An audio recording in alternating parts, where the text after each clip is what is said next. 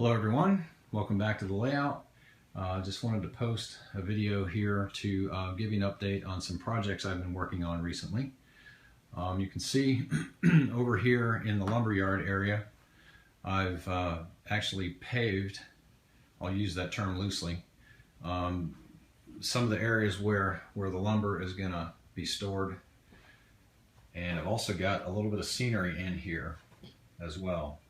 I still have some more work to do on the paving area.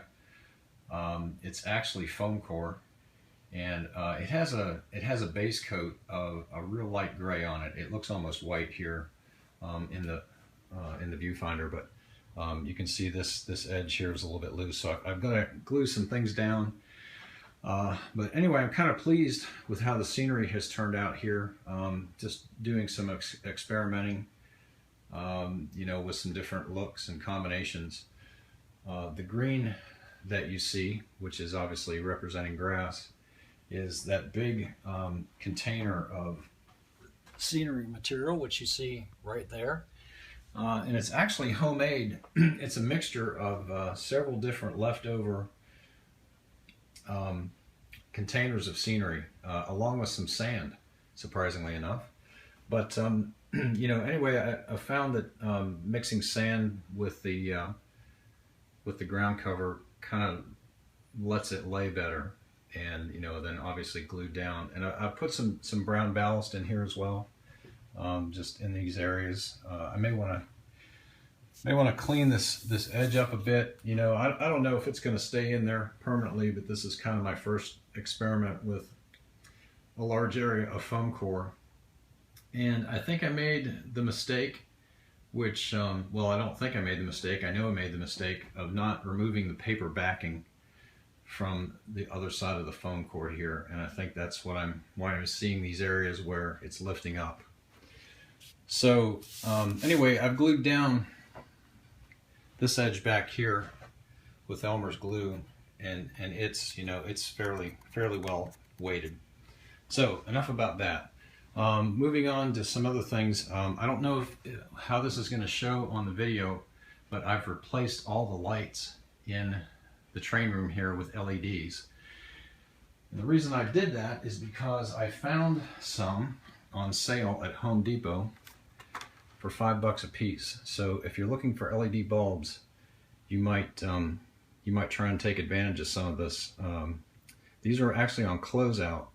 It's called Philips Slim Style. It's a 60 watt, you know, 60 watt equivalent bulb, and they're kind of weird because they're flat, and you can see from the packaging the shape. But you know, they have a standard base on them. You know, they last 22.8 years. I'll be dead by then, or at least forgetting why I built the train room. But anyway, I'm going to try and scan up here to see if I can get a picture of one of these things installed.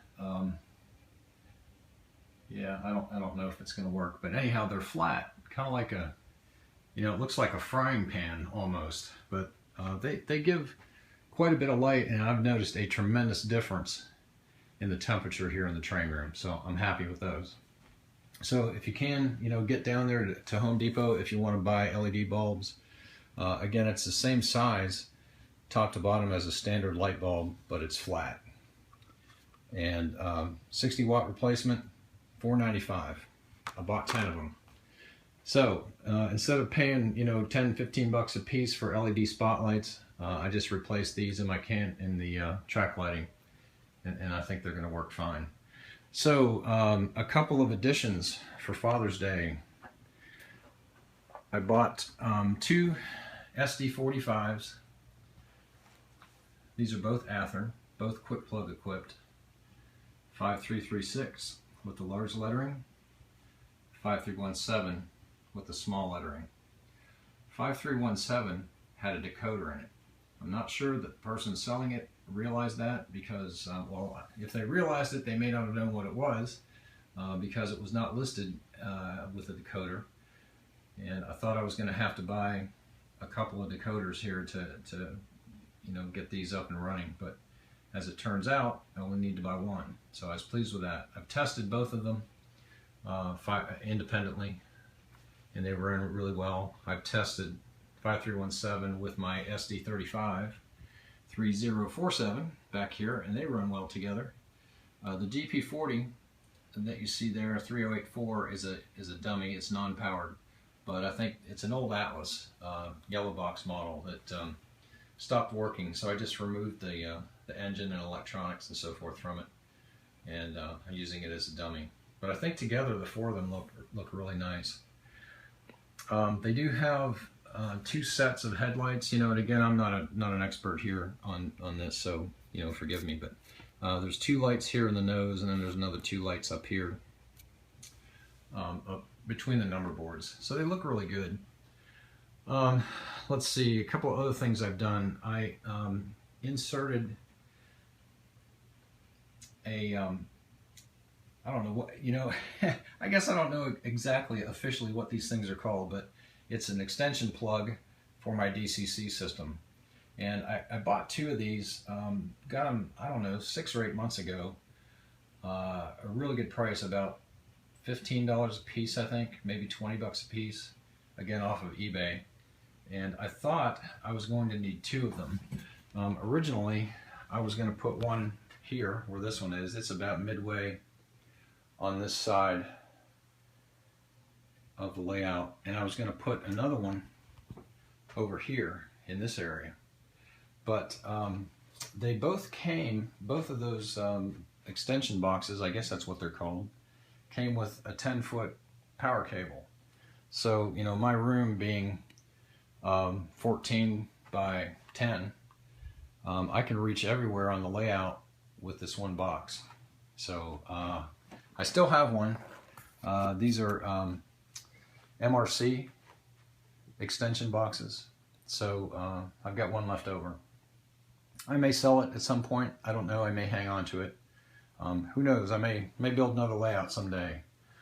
Let's see. What else have I done? Oh, over here in the intermodal yard, I have kind of, I guess, another base coat down on my roadway. Originally, this was black, and I didn't, you know, the black top, you know, just looked a little bit too perfect.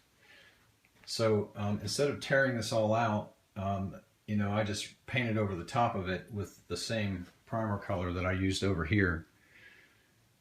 And I plan to get some paint at Walmart that's, you know, a little bit closer to concrete, maybe a little bit more tan to it, where I may end up mixing my own. And I'm going to cover this whole area. Down here at the end where I had that small parking area for the trailers, I've enlarged the small parking area, and you can see it comes back closer to the track now. So, you know, what I had in there was a piece of cork that was just painted, and I didn't like that, so I tore it out. It looked like crap. So I still obviously have to detail around the edges, fill that in with scenery. Over here, this is going to be my tractor, our farm supply area. I had the same situation here with a piece of cork, which looked kind of chromy. So I pulled it out and I replaced it with a piece of foam core. And this time, you can see that this one's down really well. You know, took the paper off of both sides. I'm going to build a ramp for the side of the loading dock here out of a piece of styrene. I just have that placed in there right now. But I'll build, you know, some sides, and once I get it in here, it'll obviously be even with the ramp. The ramp will be even with the edge of the loading dock. And I'd like to get the concrete about this color. I painted this, gosh, 2 or 3 years ago, maybe, back when I had the other layout, and I kind of like that color. You can see it's looks like it's been used. So anyway, that's the look I'm going for. Let's see, what else have I done? Also, well, based on the lumber yard, or the lumber building here, the sawmill portion of it is down. What else? I don't know if there's anything else. Oh, one thing I did put in here, which I may have talked about on another video.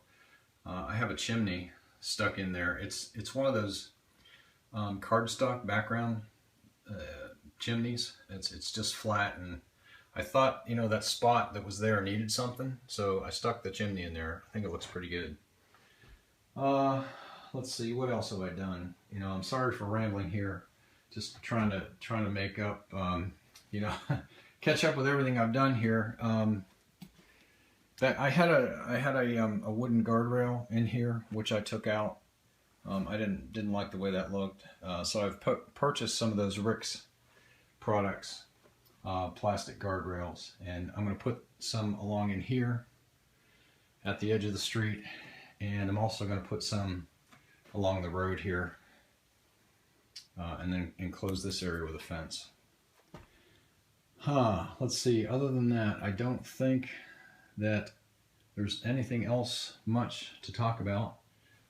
Again, I appreciate all of the new subscriptions, my new subscribers, and for those of you who've been with me for a long time, for sticking with me. Hopefully these new lights are gonna not have too much of an impact on the quality of the videos, but it's sure a lot cooler in here. Man, there's no heat at all from these things, so I'm really happy that I was able to get away for 50 bucks, you know, and put new lighting in here. I guess that's it. So I will maybe in a week or two, if I can get another decoder, I'll post another video of the Rio Grande SD45s and all running together. But that's it for now. Appreciate the support, subscriptions, and comments. Talk to you soon.